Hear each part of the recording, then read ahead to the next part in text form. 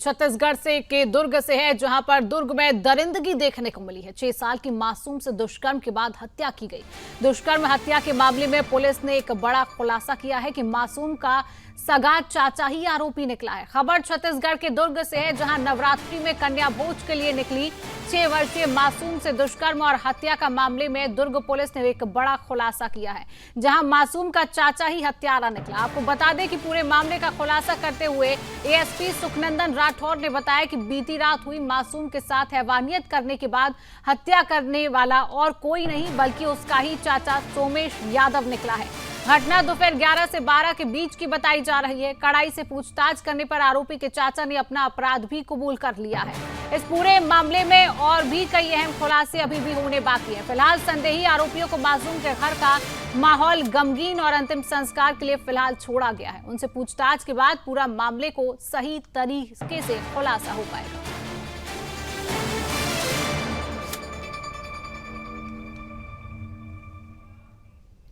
तो इसी खबर पर अधिक अपडेट के साथ हमारे साथ छत्तीसगढ़ के bureau chief Yogesh Mishra live जुड़ चुके हैं। योगेश, 6 साल की बच्ची के साथ पहले दुष्कर्म होता है और दुष्कर्म के बाद उसकी हत्या कर दी जाती है। एक बड़ी दरिंदगी और कोई नहीं, उसके घर का चाचा ही करता है। क्या इस पूरे मामले को लेकर अपडेट है और पुलिस क्या कार्रवाई कर रही है? देखिए, मैं आपको बता दूं, इस पूरी घटना को लेकर के न सिर्फ छत्तीसगढ़ बल्कि पूरे देश में अब चर्चा होना शुरू हो गया है। क्योंकि जिस तरह से ये घटना कारित की गई है उसके बाद से हर कोई प्रश्न उठा रहा है कि क्या जिस व्यक्ति ने इस घटना को अंजाम दिया है क्या वो इंसान कहलाने लायक है। जिस तरह से घटना की जानकारी मिली है, मैं आपको बता दूं प्रारंभिक तौर पे और पुलिस की भी इंफॉर्मेशन के मुताबिक 6 अप्रैल को सुबह 8 बजे ये जो बच्ची थी, 6 वर्षीय बच्ची, ये कन्या भोज के लिए घर से निकली हुई थी। और उसके बाद जब 10-11 बजे तक बच्ची वापस नहीं लौटती है तो घर के लोग पतासाजी करते हैं। और उसके बाद कुछ देर बाद देर शाम तक बच्ची का शव जो है एक गाड़ी के डिक्की से बरामद होता है। और पता ये चलता है कि इसके साथ में घिनौनी हरकत यानी कि बलात्कार किया गया है पहले। और उसके अलावा परिजनों का यह भी कहना है कि बच्ची के प्राइवेट पार्ट की बात करें, अन्य अंगों की बात करें, उसको बाकायदा सिगरेट से जलाया गया है। जिसके बाद इस पूरे मामले में एक आक्रोश साफ तौर पे देखा गया। पूरे शहर भर में मोहन नगर थाना क्षेत्र में जो लोग थे वो थाना क्षेत्र की ओर प्रदर्शन करते नजर आए। और जिसके बाद इस मामले में एक व्यक्ति को, मैं अगर व्यक्ति भी कहूं तो मुझे खुद और शब्द नहीं मिल पा रहे हैं, व्यक्ति कहलाने लायक भी ये व्यक्ति नहीं है, एक नरपिशाच जो है वो गिरफ्तार किया जाता है इस पूरे मामले में। और पता ये चलता है कि ये उस पीड़ित व्यक्ति, बच्ची जो है, उसका सगा चाचा है। तो आप समझ सकते हैं कितनी बड़ी ये घटना रही होगी और कितनी क्रूरता, कितनी निर्ममता के साथ में एक बच्ची के साथ में इतनी बड़ी हैवानियत इस हरामखोर ने किया है। ये शब्द का प्रयोग इसलिए करना पड़ रहा है क्योंकि हर किसी का जो भाव भंगिमाएं हैं, मैं आपको बता दूं, वो निश्चित रूप से उद्वेलित हो रही है पूरे छत्तीसगढ़ में।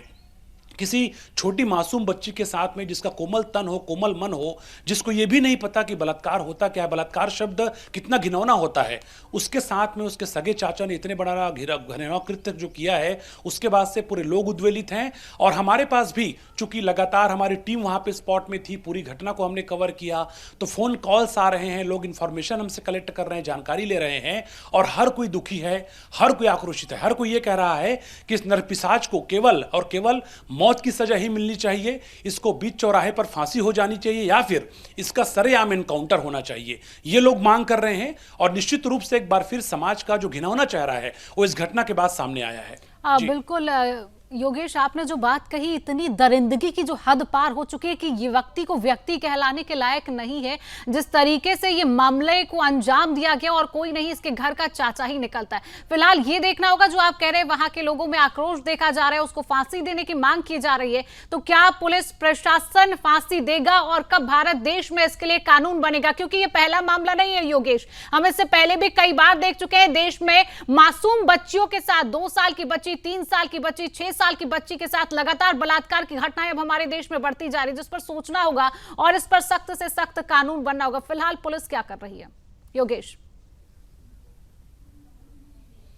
देखिए, इस मामले में जैसे ही लोगों का आक्रोश सामने आया, उसके बाद से पुलिस ने इस मामले में तत्परता दिखाई और जैसा मैंने बताया कि जब बच्ची के बारे में पता ये चला कि बच्ची मिल नहीं पा रही है, तो आसपास बहुत जगहों पर पतासाजी की गई, जिसके बाद से वहाँ एक जेस्ट गाड़ी थी, उसके डिक्की से शव को बरामद किया गया। उसके बाद पता चलता है निशानदेही के आधार पर, उसके बाद ये व्यक्ति जो है जिसको गिरफ्तार किया गया है, इससे पूछताछ होती है और ये एक के बाद एक खुलासे करता है।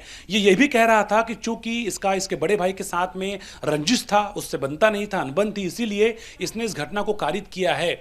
लेकिन इतनी दरिंदगी के साथ में जिस तरह से जो परिजन है वो बता रहे हैं कि बच्ची के जो पार्ट्स थे, प्राइवेट पार्ट की बात करें, विभिन्न अंगों की बात करें, बहुत फूल सी मासूम सी बच्ची, उसके अंगों में जो है इस तरह से सिगरेट को बाकायदा जलते हुए सिगरेट को दगाया गया है, दाग दिया गया है और उसके साथ ही साथ जिस तरह से क्रूरतापूर्वक उसके साथ मारपीट की गई है, उसके शरीर को छिन्न भिन्न किया गया है। आप यकीन मानिए, कल जिसने भी इस घटना के बारे में सुना या जिसने विजुअल को देखा या जो भी अभी हमको देख पा रहा होगा, वो हर कोई व्यक्ति दुखी होगा, आक्रोशित होगा और हर कोई ये कह रहा होगा कि काश अगर मैं उस आरोपी के सामने रहता तो मैं उसको मौत की सजा ही देता।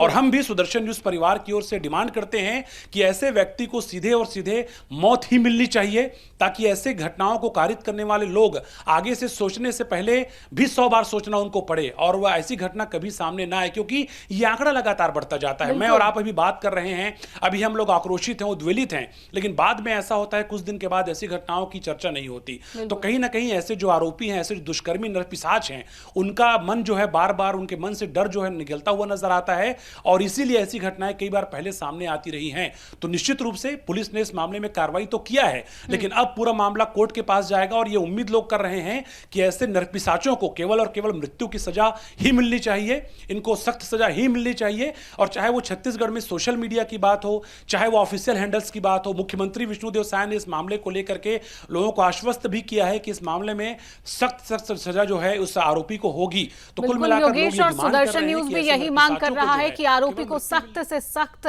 जो है सजा दी जाए और मौत की सजा होनी चाहिए, क्योंकि ये पूरे देश में उदाहरण जाए कि ऐसा कोई मामला फिर देश में रिपीट ना किया जाए। फिलहाल योगेश, तमाम अपडेट साझा करने के लिए आपका बहुत बहुत धन्यवाद। तो इसी मामले को लेकर और भी कई प्रतिक्रियाएं आ रही हैं, आपको सुनाते हैं।